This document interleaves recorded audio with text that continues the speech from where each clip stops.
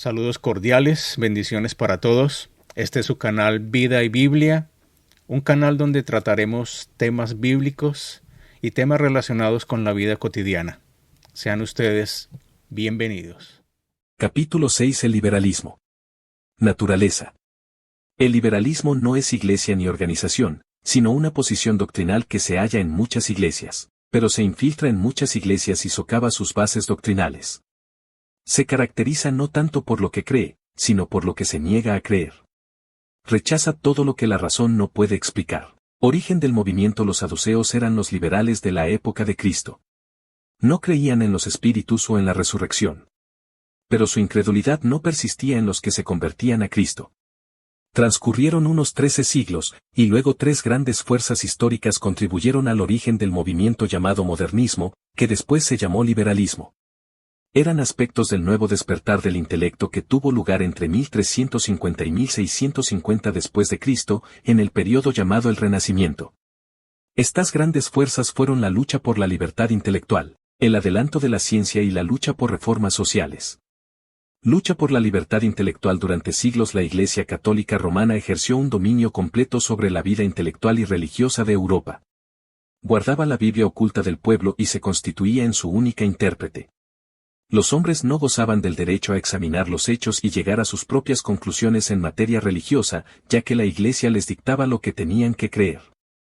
Estar en desacuerdo con ella significaba herejía, y para los herejes se crearon las torturas y las hogueras de la Inquisición. Durante el Renacimiento hubo una resistencia creciente contra toda restricción de tipo intelectual.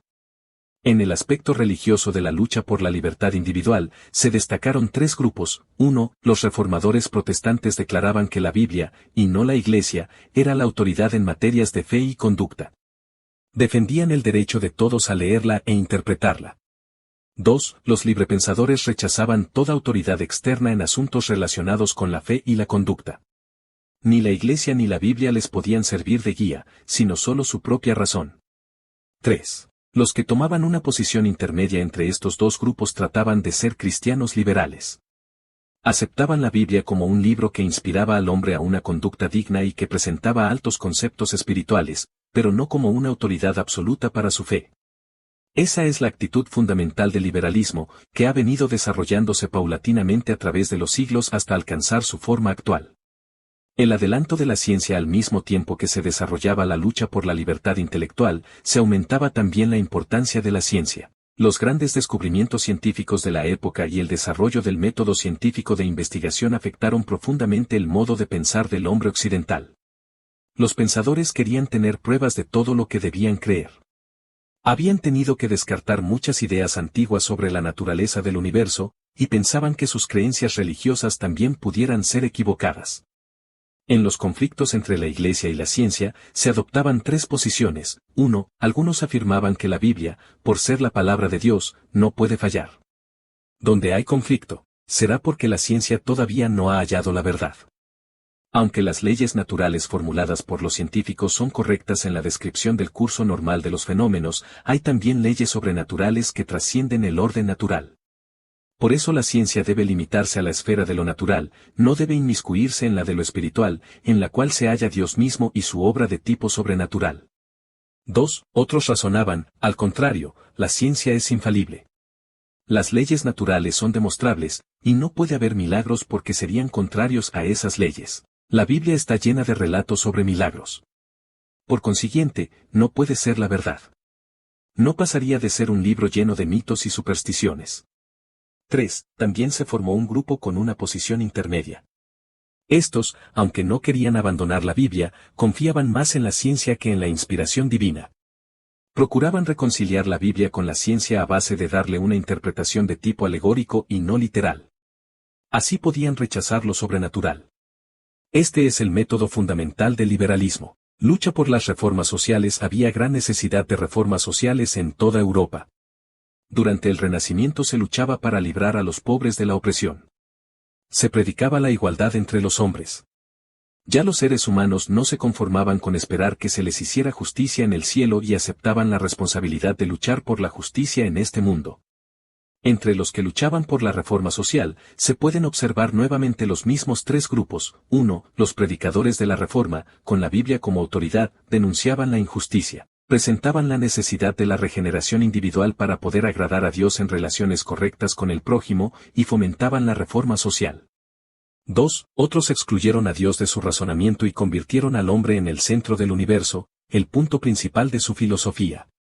Estos eran los humanistas. Afirmaban que el hombre tiene capacidad para reformar al mundo. Al reformarse la sociedad, resultaría la regeneración del individuo, y no viceversa. 3. El tercer grupo adaptó su religión a las tendencias de sus días, aceptando la filosofía humanista. El hombre sería el punto principal de su religión, y no Cristo. Su evangelio social sería antropocéntrico, y no cristocéntrico.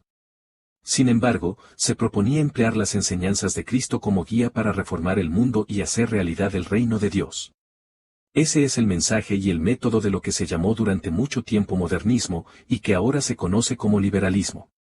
Resumen: el liberalismo no comenzó en determinada iglesia ni con cierto grupo con una nueva religión. Era un movimiento que seguiría desarrollándose y una actitud que se infiltraría en muchas iglesias, preparando el terreno para el surgimiento de varias sectas que consideramos en este libro. Ha tomado muchas formas y varía muchísimo en sus creencias.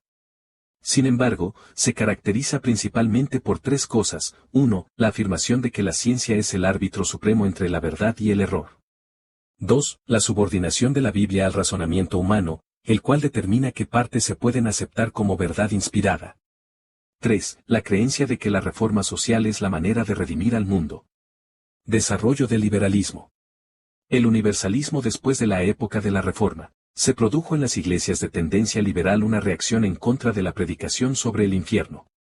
Se razonaba que un Dios bueno, amoroso y soberano salvaría a toda la humanidad. De modo que el infierno era solo el sufrimiento del hombre en este mundo por sus pecados. El unitarismo, como los liberales no creían en milagros, negaban la encarnación milagrosa de Jesús por obra del Espíritu Santo y su nacimiento virginal. Para ellos, Cristo era el mejor hombre que había vivido sobre la tierra, el gran ejemplo para la humanidad. Lo llamaban el Maestro Divino, pero creían que era divino solo en el sentido en que todos los seres humanos pueden serlo. Consideraban al Espíritu Santo como una influencia divina sin personalidad propia, o cuando más como una manifestación de Dios, pero no como una persona distinta al Padre Celestial. De esta forma, su teología llegó a ser unitaria en vez de trinitaria. Dios ya no era una trinidad. Esta doctrina errónea había sido combatida por la Iglesia primitiva en los tiempos apostólicos, al igual que el universalismo, y reapareció en Europa poco después de la Reforma. Los profesores modernistas de las universidades ejercieron notable influencia en el pensamiento. De los ministros que estudiaban para obtener el doctorado, se le daba más valor a la experiencia que a la doctrina. Lo importante no era lo que la Biblia decía, sino la experiencia espiritual del individuo.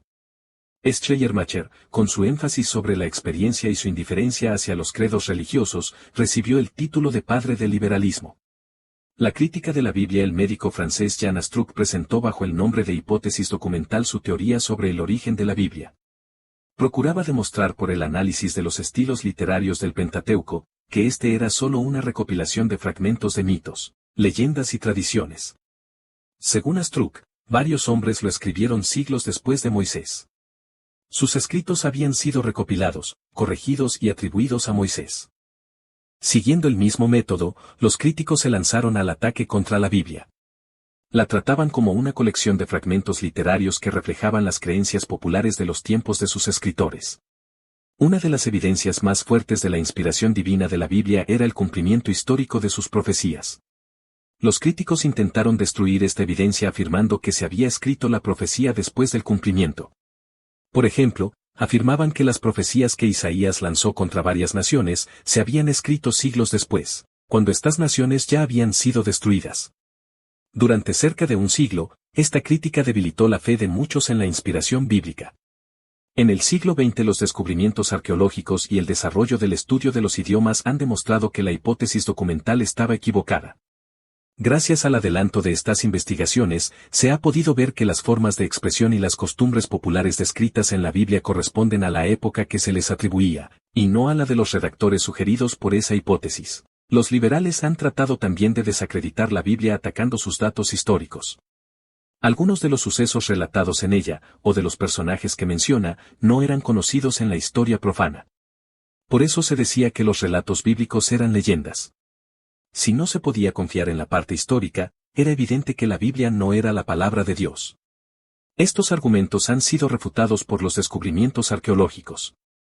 Los monumentos, las excavaciones, los documentos y archivos antiguos hallados han servido para confirmar la historia bíblica en los puntos que se ponían en duda. La teoría de la evolución expuesta por Carlos Darwin en 1859 fue aceptada por los liberales. Era una nueva arma en su lucha contra la inspiración divina de la Biblia. Si la evolución del hombre a partir de los animales era una realidad, el relato del Génesis sobre la creación del hombre era solo una leyenda, o cuando más una alegoría. No se podía interpretar nada en sentido literal, y no existía la caída al hombre. Al contrario, el hombre era producto de una evolución, por lo que era básicamente bueno y mejoraba continuamente. Según la teoría de la evolución cultural, el hombre lucha continuamente para dejar atrás los rasgos brutales de sus días primitivos en la selva. La evolución de la especie humana trae consigo el progreso hacia la paz universal, y con él, la desaparición del egoísmo, de los pleitos y de la guerra. A pesar de esta visión optimista, el progreso humano de los últimos 100 años deja mucho que desear. La devastación provocada por 2 guerras mundiales y un sinfín de otras guerras, el aumento del crimen, los hornos que exterminaron a 6 millones de judíos, la liberación esclavizadora de pueblos pacíficos y la decadencia moral desmienten la teoría de que el hombre sea básicamente bueno y el mundo esté mejorando día tras día. La nueva ortodoxia durante la Primera Guerra Mundial, un pastor alemán llamado Carlos Barth no podía reconciliar los horrores de la guerra con sus doctrinas liberales sobre la bondad innata del hombre. Buscó la solución en la Biblia y la encontró en el libro de Romanos. El hombre no era básicamente bueno, sino un ser caído y necesitado de regeneración. Barth comprendió que, si esa era la situación del ser humano, no se podía confiar en sus razonamientos debilitados y pervertidos, ya que tenía una naturaleza rebelde contra Dios. Más valía la revelación que el razonamiento humano para llegar a la verdad. Entonces Barth escribió un comentario sobre la epístola a los romanos, dirigido a los demás cristianos liberales. Les hizo ver que la guerra y San Pablo estaban de acuerdo en proclamar que el hombre no es bueno por naturaleza, sino pecador. Sus enseñanzas cayeron en terreno fértil y nació el movimiento neoortodoxo. La palabra neoortodoxia viene de 3 palabras griegas, neos, que quiere decir nuevo, ortos, que significa correcto, y doxa, opinión o doctrina. La palabra ortodoxia designa al fundamentalismo, o sea la creencia plena en las doctrinas bíblicas. El término neoortodoxia quería decir entonces nuevo fundamentalismo. Este movimiento reafirmaba las doctrinas fundamentales, pero no con todas las interpretaciones del fundamentalismo. Aunque es un acercamiento a su concepto de la Biblia es tan liberal que se ha dicho que la palabra neoliberalismo la describiría mejor que neoortodoxia. Aunque reconoce que el hombre es pecador y no se puede confiar en el razonamiento humano, pone la experiencia religiosa a la par con la Biblia. Dice que la palabra de Dios es experiencia y no se puede limitar a un libro. Así abre el camino para toda clase de error. Tampoco acepta que la Biblia sea la autoridad mediante la cual se juzga la validez de la experiencia religiosa. Dice también este movimiento que la crítica de la Biblia es válida. No acepta su inspiración verbal, o sea, cree que Dios habla a través de un libro que contiene errores. Mientras la neoortodoxia mantenga estos 2 puntos en su doctrina, es imposible considerarla evangélica. Al contrario, su enseñanza en las iglesias ortodoxas reviste un peligro especial, ya que usa la terminología tradicional del Evangelio, pero le da un significado distinto. Al debilitar la fe en la inspiración de la Biblia, socava los fundamentos de todo el edificio. El movimiento ecuménico. La palabra ecuménico significa mundial. El movimiento ecuménico es el acercamiento de denominaciones en todas partes del mundo para cooperar en su labor. Ese movimiento es una característica sobresaliente del liberalismo. Ya se ha visto que los liberales le restan importancia a la doctrina y se la dan al desarrollo de la personalidad y al evangelio social. Es fácil y lógico que estas iglesias se unan para llevar a cabo juntas lo que consideran su misión en el mundo. Algunas denominaciones se han amalgamado. Otras retienen su propia organización, pero se han unido para formar el Consejo Mundial de Iglesias de Cristo. Creen que uniendo las fuerzas del cristianismo podrán redimir al mundo de la injusticia, la pobreza y el sufrimiento. Esperan establecer una hermandad universal que pondrá fin a las guerras. El Consejo Mundial de Iglesias, CMI, ha intentado convertirse en un frente unido del mundo protestante. para acomodar a las muchas iglesias participantes, no se da importancia a los puntos doctrinales. Predominan las tendencias liberales, y la mayoría de las iglesias fundamentalistas no se le han unido. Algunas iglesias que se habían afiliado por interés en el buen programa que fomenta se retiraron al darse cuenta de que hay una negación de las bases fundamentales del Evangelio. En algunos lugares donde el CMI se ha presentado como la voz oficial del protestantismo, las iglesias evangélicas han visto amenazados sus derechos. Por ejemplo, en los Estados Unidos había peligro de que los programas radiales religiosos se limitaran a los que estaban patrocinados por el Consejo. Además, el CMI busca la amistad de la Iglesia Católica y no aprueba la predicación evangélica en contra de la idolatría en países donde esa iglesia predomina. Las iglesias evangélicas, para no ser aplastadas por esa poderosa organización, han dado algunos pasos en defensa propia. En muchos países han formado asociaciones de iglesias evangélicas. Así tienen a quien las represente ante el gobierno en caso necesario, se ayudan mutuamente y llevan a cabo muchos proyectos conjuntos para el adelanto del Evangelio. El movimiento ecuménico del CMI brinda su ayuda a la Iglesia Nacional, ofreciéndole materiales impresos y ayuda económica para seminarios, orfanatos y otros proyectos. Algunos pastores evangélicos, ignorando los problemas doctrinales, cooperan con el movimiento aun cuando su denominación no quiera unirse con los que niegan la deidad de su Señor. Algunos de sus líderes creen que las varias religiones son solo distintos caminos hacia Dios. Por lo consiguiente, buscan también un acercamiento entre todas las creencias. Reconocen lo bueno que hay en el catolicismo, el judaísmo, el islam, el budismo, el confucianismo y otras religiones. A través de su programa humanitario de reforma social buscan la cooperación entre los distintos grupos religiosos. Sus reformas sociales no se limitan a programas benéficos tales como escuelas, orfanatos y promoción pacífica de mejoras en el gobierno. Ha respaldado guerras de liberación, revoluciones de carácter marxista en varios países y ha tomado parte en la enseñanza y la acción de la teología de la liberación. Peligro del liberalismo. El peligro típico del liberalismo reside en su falta de identificación. Hay algunas iglesias abiertamente liberales, pero el liberalismo se infiltra en otras que han tenido una sólida base bíblica. La consecuencia ha sido una gran confusión que exige el conocimiento claro de las doctrinas bíblicas auténticas. ¿Cómo sucede eso? 1. El que busca la salvación en una iglesia tradicionalmente evangélica puede encontrarse con un pastor que se haya desorientado con respecto al verdadero camino de Dios. 2. Un cambio de pastores puede colocar a un pastor liberal sobre una congregación evangélica.